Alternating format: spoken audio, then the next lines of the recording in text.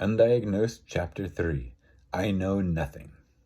There's a famous skit from the old British TV show Fawlty Towers, in which Basil Fawlty, the scheming hotel manager, tries to micromanage Manuel, the simple-minded butler, regarding his part in one of Basil's mad plots.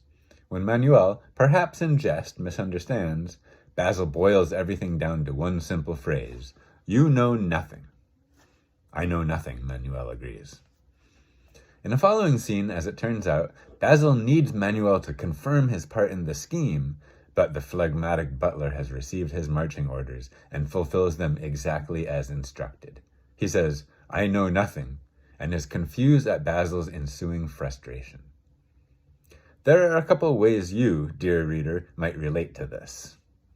If you've watched Fawlty Towers, you're probably grinning in delight and anticipating the point I'm about to make. If you haven't, well, what you're feeling may be a fair approximation of how I felt when I went to grade school and all the kids were talking about Batman and Superman, while the only person I knew who could fly was Mary Poppins. The other kids knew things I didn't know, and the way they made me feel about not knowing things was very familiar. It was the feeling of losing or of being laughed at. There was another lesson I'd learned from the incidents with the bite and the watch. It was okay to do hurtful things to people who had done hurtful things themselves. Over the years, I had amassed an arsenal of embarrassing stories to respond with when a family member began anew the retelling of my epic falsehood.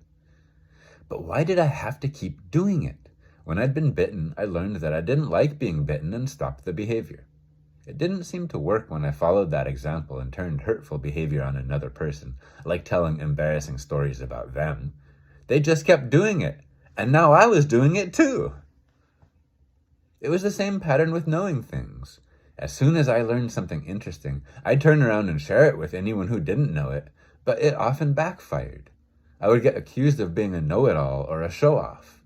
This was confusing because I was just doing what I'd learned to do from watching the people around me. Why was it okay when they did it, but suddenly wrong when I did?